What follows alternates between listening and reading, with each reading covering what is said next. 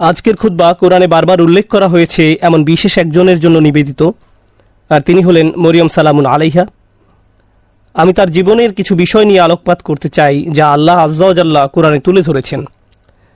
আজকের এই আলোচনাটি এই সপ্তাহে একজনের প্রশ্ন দ্বারা অনুপ্রাণিত।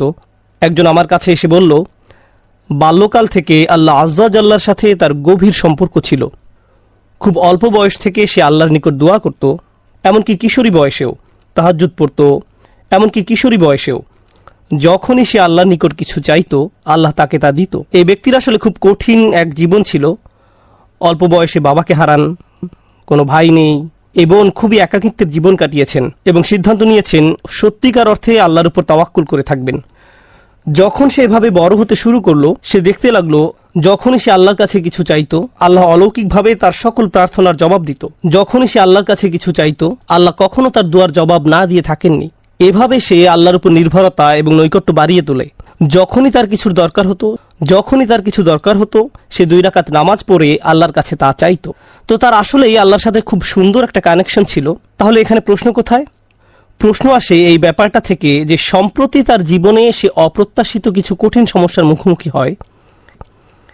তাই সে আল্লাহর প্রতি ইবাদতের পরিমাণ আরও বাড়িয়ে দেওয়ার সিদ্ধান্ত নিল, দুয়ার পরিমাণও বাড়িয়ে দিল, কারণ তার সমস্যা বৃদ্ধি পেয়েছে। সে ভাবল সমস্যা যেহেতু বেড়েছে, তাই আল্লাহর কাছে সমাধানের জন্য দোয়ার পরিমাণও বাড়াতে হবে। তাই সে এমনটা করলো। সে এত বেশি নামাজ পড়লো, এত বেশি পরিমাণে রোজা রাখলো যে জীবনে কখনো এত রোজা রাখেনি। আল্লাহর কাছে কাকুতি মিনতি করত, কান্নাকাটি করত, যেভাবে সে পূর্বে কখনো করেনি। কিন্তু সমস্যা আরো খারাপ হতে থাকলো, পরিস্থিতির কোনো উন্নতি হচ্ছে না। তখন সে মনে মনে ভাবতে লাগলো, মনে হয় আল্লাহ আমার উপর খুশি নয়, কারণ আগে আমি দোয়া করতাম আর সব দোয়ার উত্তর পেতাম। আমার আগে তো এই সমস্যা ছিল না। যখনই আমার কিছু দরকার হতো, আল্লাহর দিকে ফিরতাম আর আল্লাহ আমার সমস্যার সমাধান করে দিতেন। কিন্তু এখন আমি দোয়ার পর দোয়া করেই যাচ্ছি, আল্লাহর কাছে ভিক্ষা চেয়েই যাচ্ছি, আমার সমস্যার কোনো সমাধান হচ্ছে না, শুধু আরো খারাপ হচ্ছে। এর কারণ কি হতে পারে? তার মাথায় এই ধারণা ঘুরতে থাকলো, নিশ্চয়ই আমি ভুল কিছু করেছি। আল্লাহ আর আমার দোয়ার জবাব দিচ্ছেন না, কারণ কোনো কারণে আমি অযোগ্য হয়ে পড়েছি। আল্লাহর ভালো মানুষের তালিকায় আমি আর নেই। আমি এই খুতবা দেওয়ার সিদ্ধান্ত নিয়েছি কারণ সমাজে এই ধরনের চিন্তা খুবই কমন, যা একজন মানুষের মাথা নষ্ট করে দিতে পারে। আমরা দোয়া করি আর আমরা আশা করতে থাকি আল্লাহ আজ্জা ওয়া জাল্লা আমাদের একটা উত্তর দিবেন, আল্লাহ আমাদের সমস্যা সমাধান করে দিবেন। মূলত 2 ধরনের দোয়া আছে আমাদের অধিকাংশের জন্য। আমি এমন দোয়া সম্পর্কে কথা বলছি যা আমরা নিজেদের জন্য করি। এক প্রকার দোয়া হলো আমরা আমাদের বর্তমান সমস্যা সমাধানের জন্য দোয়া করি।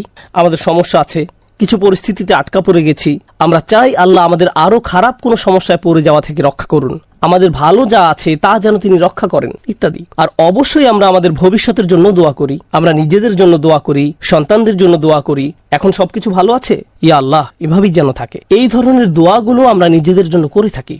যে বিষয়টির উপর আজ গুরুত্বারোপ করতে চাই, আগের একটি খুতবা এটা নিয়ে আমি কথা বলেছিলাম, কিন্তু আজকের খুতবাটি কিছুটা ব্যতিক্রম। এই জন্যই আমি মরিয়ম সালামুন আলাইহাকে বাছাই করেছি। শুরুতে সবাইকে একটা ব্যাপার স্মরণ করিয়ে দিতে চাই, আপনার দোয়ার উত্তর তাৎক্ষণিকভাবে পাওয়া যাক বা না যাক, এর সাথে আল্লাহ আপনার উপর সন্তুষ্ট আছেন কিনা তার কোনো সম্পর্ক নেই। এর কোনো সম্পর্ক নেই তার সাথে। এই দুইটার মাঝে কোনো সংযোগ নেই। আর যদি কোনো সংযোগ থাকতো তাও আপনি জানতেন না। কারণটা কি? আপনারা জানেন, আমরা সবাই জানি নূহ আলাইহিস সালামের কথা, যিনি খুবই স্নেহময়ী পিতা ছিলেন। তিনি দাওয়াত দিয়েছেন 950 বছর যাবত। কল্পনা করতে পারেন? আপনাদের কি মনে হয় তিনি তার সন্তানের জন্য দোয়া করেছেন? তিনি তার স্ত্রীর জন্য দোয়া করেছেন? নাকি তাদের ব্যাপারে কোনো পরোয়া করেননি? যিনি তার জাতির জন্য এতটা যত্নশীল হতে পারেন, তারা তাকে থুতু নিক্ষেপ করেছে, অপমান করেছে, তারপরেও তিনি আবারও তাদের কাছে গিয়েছেন। এভাবে 950 বছর যাবত। আপনাদের কি মনে হয় তিনি নিজের ছেলেকে উপেক্ষা করেছেন, নিজের স্ত্রীর কথা ভুলে গেছেন? তিনি তাদের জন্য বছরের পর বছর দোয়া করে গেছেন, তারা নিজেদেরকে পরিবর্তন করেনি। ব্যাপারটি কি এমন নয়? তিনি কি নিজেকে এভাবে দোষ দিয়েছেন যে মনে হয় আমার দাওয়াতটা ঠিকমতো হয়নি, তো আমার আর দোয়ার প্রতি কোনো গুরুত্ব দিচ্ছেন না? আলোচনাটা এভাবে শুরু করার কারণ হলো, ওই মানুষগুলো আমাদের চেয়ে অনেক উত্তম ছিলেন, তাদেরও একই রকম সমস্যা ছিল। এখানে এমন অনেক পিতামাতা আছেন যারা সন্তানদের জন্য প্রতিনিয়ত দোয়া করে যান, কিন্তু তারা দেখেন সন্তানরা ধর্ম ছেড়ে চলে যাচ্ছে, তারা অন্ধকার পথে হারিয়ে যাচ্ছে, আর তারা এটা নিয়ন্ত্রণ করতে পারছে না। নিয়মিত দোয়া করে যাচ্ছেন, কিন্তু দোয়ার কোনো উত্তর দেখা যাচ্ছে না। ফলে তারা হতাশ হয়ে পড়ছেন। আমি কি ভুল কিছু করেছি? আল্লাহ কেন উত্তর দিচ্ছেন না? আরে আপনি তো একা এমন পরিস্থিতিতে পড়েননি। আমাদের রসুল সাল্লাল্লাহু আলাইহি সাল্লাম প্রচুর দোয়া করেছেন। আপনার কি মনে হয় না যে তিনি তার চাচার জন্য দোয়া করেছেন, তার পরিবারের জন্য দোয়া করেছেন? আপনার কি মনে হয় না তিনি আবু লাহাবের কথা বিবেচনা নেননি? যদি তিনি দোয়া করে থাকেন, তার সকল আবেগপ্রবণ দোয়া সত্ত্বেও আল্লাহ আযজা ওয়া জাল্লা তাকে বলছেন, ইন্নাকা লা তাহদি মান আহবাবত। আমাদের মাঝে এমন অনেকেই আছেন, এমন অনেক সন্তানেরা আছেন যারা আশা করেন তাদের পিতামাতা বা বড়রা যদি আরেকটু ভালোভাবে আল্লাহর পথে চলতো। এমন বহু তরুণ তরুণীর সাথে আমার কথা হয়েছে যাদের পিতামাতা ভয়ঙ্কর রকমের পরিষ্কার হারাম ব্যবসায় জড়িত। সন্তানেরা, তাদের ছেলেমেয়েরা তাদের বলছে, প্লিজ এই ব্যবসা থেকে বের হয়ে আসেন, আমি আপনাদের উপর নির্ভরশীল, আর আমি তো এই মুহূর্তে আমার পরিবারের জন্য আয় করার অবস্থানে নেই, কিন্তু আপনারা যা করছেন তা ভুল। তখন সন্তানদের বলা হয়, তোমরা পিতামাতাকে অসম্মান করছো, তোমাদের তো পিতামাতার সাথে তর্ক করা উচিত নয়। এই ক্ষেত্রে ব্যাপারটা সম্পূর্ণ উল্টো। যে সন্তানেরা পিতামাতার হেদায়েতের জন্য দোয়া করছেন, কিন্তু পরিস্থিতির কোনো উন্নতি হচ্ছে না। এর বাহিরেও কারো হয়তো ভয়ঙ্কর অসুস্থতা দেখা দিতে পারে, স্বাস্থ্য সংক্রান্ত চরম দুর্দশাও আসতে পারে, অথবা চাকরি খুঁজে পাচ্ছেন না, অর্থনৈতিক সমস্যায় আক্রান্ত, আর আপনি আল্লাহর কাছে দোয়া করে যাচ্ছেন, মনে মনে বলছেন, আমি তো গত বছর ইতিকাফও করেছি, আমি দোয়া করেই গেছি, সারা রাত সিজদায় পড়েছিলাম, এরপরেও আমার সমস্যা রয়ে গেছে, এরপরেও কোনো সমাধান আসেনি। সবার আগে আমি আপনাদের সবাইকে মনে করিয়ে দিতে চাই যে নবীরা, তাদের সকলেই, আমাদের বহুকাল পূর্বে যারা এসেছিলেন, আল্লাহ অনবরত তাদের দোয়ার কথা কোরআনে উল্লেখ করেছেন, তাদের সমস্যাগুলোর কথাও কোরআনে বারবার উল্লেখ করেছেন। আপনাদের কি মনে হয় না ইয়াকুব আলাইহিস সালাম, যিনি 12 জন সন্তানের পিতা ছিলেন, তিনি তার সব সন্তানের জন্য দোয়া করেছেন?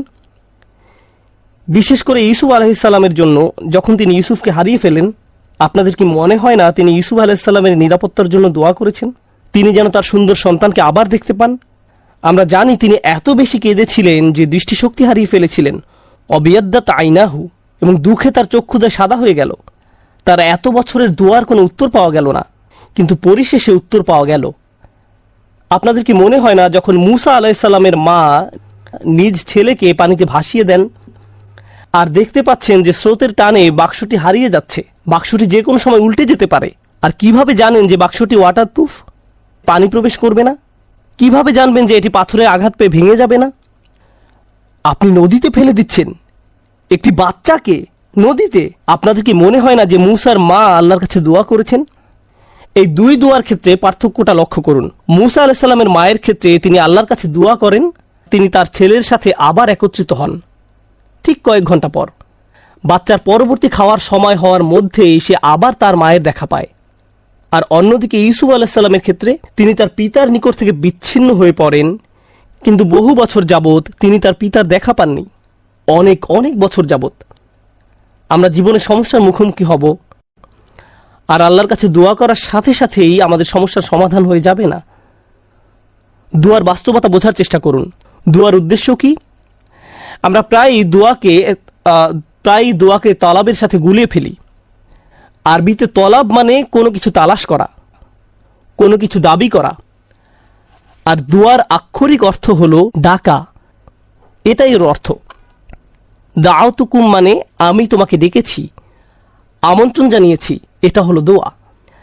আমরা যখন আল্লাহর কাছে দোয়া করি, মাঝে মাঝে আমরা ওই দোয়ার মাধ্যমে আল্লাহর কাছে দাবি জানাচ্ছি, এটা সত্য, আমরা অনুরোধ জানাচ্ছি, কিন্তু আমাদেরকে এই ব্যাপারটা ভুলে গেলে চলবে না যে দিন শেষে আমাদের সব অনুরোধ, সেগুলো হলো আল্লাহর একজন বিনম্র দাস আল্লাহর দিকে ফিরে নিজের সমস্যার সমাধান ভিক্ষা চাচ্ছে। কি সেগুলো? আপনার সমস্যার সমাধান হওয়ার চেয়েও আপনি যে আল্লাহর সাথে যোগাযোগ করছেন, এটাই এখানে সবচেয়ে মূল্যবান বিষয়, এটাই দিন শেষে মূল লক্ষ্য। আপনি যে আল্লাহর সাথে কথাবার্তায় যুক্ত হয়েছেন, এটাই দিন শেষে মূল লক্ষ্য। আল্লাহ আপনার সমস্যা তাৎক্ষণিকভাবে সমাধান করে দেবেন কিনা সেটা ভিন্ন বিষয়। আমি এ সম্পর্কে সংক্ষেপে কিছু কথা শেয়ার করতে চাই, পরে মরিয়ম সালামুন আলাইহা নিয়ে কথা বলবো। কখনো কখনো আপনি এমন কিছু সমস্যার মুখোমুখি হন যে মনের মাঝে প্রশ্ন আসে, আমাকে কেন এই সমস্যার মোকাবেলা করতে হবে? একজন শিশু এমন কি করতে পারে যার জন্য সে কিডন্যাপ হতে পারে? একজন শিশু এমন কি অন্যায় করতে পারে যার কারণে সে কুয়ার মধ্যে নিক্ষিপ্ত হবে? একজন শিশু কি করতে পারে যার কারণে সে দাস হিসেবে বিকৃত হবে ভিন্ন একটি দেশে? আর তিনি প্রাপ্তবয়স্ক হওয়ার পর কি অন্যায় করেছেন যার কারণে তাকে কারাগারে নিক্ষিপ্ত হতে হবে? মিথ্যা একটা অভিযোগে? তিনি তো নিজের অন্যায়ের কারণে জেল খাটেননি, তিনি নির্দোষ ছিলেন, আর তাকে এতগুলো বছর জেলে কাটাতে হয়।